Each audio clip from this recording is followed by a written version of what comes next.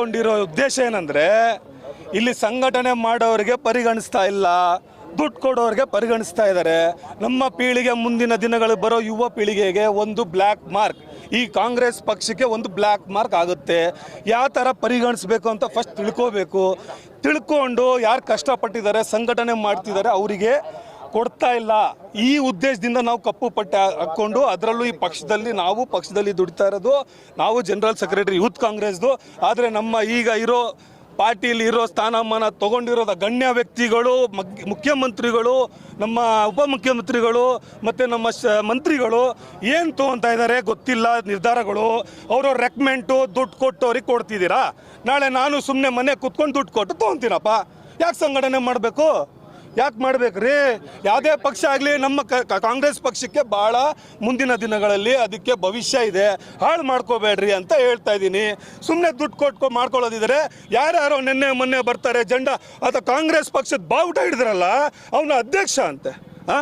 ಅಧ್ಯಕ್ಷನಾ? ಮತ್ತು ಇಲ್ಲಿ ಸಂಘಟನೆ ಮಾಡಿ ನಮ್ಮ RK ಸರ್ದಾರ್ ಸಾಹೇಬರು 38 ವರ್ಷ ದುಡ್ದಿದ್ದಾರೆ. ಅವ್ರ ಫಾಲೋವರ್ಸ್ರಿ ನಾವು. ಅವರೇ ನಮಗೆ ಪಕ್ಷಕ್ಕೆ ತಂದಿದ್ದು, ಆ ಪಕ್ಷ ಬೆಳೆಸಿದ್ದು. ಅವ್ರ ಸಂಘಟನೆಯಿಂದ ನಮ್ಮ ಚಿತ್ರದುರ್ಗದಲ್ಲಿ ಆಗಲಿ ಇಲ್ಲ ರಾಜ್ಯದಲ್ಲಿ ಹೋರಾಡಿ ನಮ್ಮ RK ಸರ್ದಾರ್ ಸಾಹೇಬ್ರ ಜೊತೆಗೆ ಹೋಗಿ ನಾವು ಸಂಘಟನೆ ಮಾಡಿ ಎಷ್ಟಾಗುತ್ತೋ ಅಷ್ಟು ಓಟ್ ತಂದಿದ್ದೀವಿ ರೀ, ಗೆಲ್ಸಿದ್ದೀವಿ. ರಿಸಲ್ಟ್ ಇದೆಯಲ್ವಾ 135. ಅದಷ್ಟು ತೊಗೊಂಡಿ ಅಂತಲ್ಲ, ಆದರೆ ನಾವು ಕಷ್ಟಪಟ್ಟಿದ್ದೀವಿ. ಅವ್ರು ಇರೋದ್ರಿಂದ ಸಾವಿರಾರು ಯುವಕರಿದ್ದಾರೆ. ಸಾವಿರಾರು ಯುವಕರು ಅವ್ರ ಜೊತೆಗಿದ್ದು ಇಡೀ ರಾಜ್ಯದಲ್ಲಿ ಹೋರಾಟ ಮಾಡಿ ಓಟ್ ಸಂಘಟನೆ ಮಾಡಿ ಕೆಲಸ ಮಾಡೋರಿಗೆ ಕೊಡಬೇಕು. ನಮ್ಮ RK ಸರ್ದಾರ್ ಸಾಹೇಬ್ರಂತವ್ರಿಗೆ ಕೊಡ್ಬೇಕ್ರಿ. ನೀವು ದುಡ್ಡು ಕೊಟ್ಟವ್ರು ತೊಗೊಂಡವ್ರಿದ್ರೆ ನಿಮ್ಮ ಭಾಳ ಎಚ್ಚರಿಕೆ ಕೊಡ್ತಾ ಇದ್ದೀನಿ. ಪಕ್ಷಕ್ಕೆ ಭಾಳ ಕಷ್ಟ ಇದೆ ಮುಂದಿನ ದಿನಗಳಲ್ಲಿ ಅಂತ ಹೇಳ್ತೀವಿ. ಸರ್, ಸಖತ್ತಾಗಿ ಕಾಂಗ್ರೆಸ್ ಅಂತ ಹೇಳಿ 35 ವರ್ಷದಿಂದ ಸಖತ್ತಾಗಿ ಯಾವುದೇ ಪಕ್ಷದಲ್ಲಿ ಅವ್ರು ಭೇದ ಮಾಡ್ದಂಗೆ ಕೈಯಿಂದ ದುಡ್ಡು ಖರ್ಚು ಮಾಡ್ಕೊಂಡು ಎಲ್ಲೆಲ್ಲಿ ಹೋಗ್ತಾರೆ ಅವರು ಲೀಡ್ರು, ಎಲ್ಲೆಲ್ಲಿ ಹೋಗ್ತಾರೆ ಅಲ್ಲೆಲ್ಲ ಖರ್ಚು ಮಾಡ್ಕೊಂಡು ಅವರು ಬಹುಮತ ಸರ್ಕಾರ ತಂದಿದ್ದಾರೆ. 90% ನಾವು ಮುಸ್ಲಿಮ್ಸ್ ಓಟ್ ಹಾಕಿದ್ದೀವಿ. ಇವ್ರಿಗೇನಾಗೈತೆ ಒಂದು 50% ನಮ್ಗೆ ಕೊಡ್ಬೇಕು. ಅದರಾಗೆ ಒಂದಿಬ್ಬರಿಗೆ ಕೊಟ್ಟಿದ್ದಾರೆ. ಅದು ನ್ಯಾಯ ಅಲ್ಲ.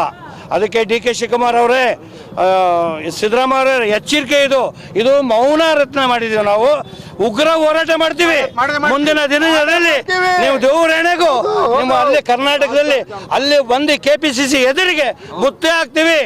ಏನು 15 ಜನ ಸೇರ್ಕೊಂಡು ನೀವು ಹೆಂಗ್ ಬೇಕಾದ್ರೂ ತೀರ್ಮಾನ ಮಾಡ್ತೀರಾ? DK ಶಿವಕುಮಾರ್, ಸಿದ್ದರಾಮಯ್ಯ, ಸತೀಶ್ ಜಾರಕಿಹೊಳಿ ಮತ್ತೆ ದಿನೇಶ್ ಗುಂಡೂರಾವ್ ನೀವೇ ಲೀಡ್ರಾ? ನಾವು ಮಾಡಿರೋದ್ರಿ, ಲೀಡರ್ ನಾವು ಆದ್ಮೇಲೆ ಮುಸ್ಲಿಮ್ಸ್ ಸಾಮೂಹಿಕ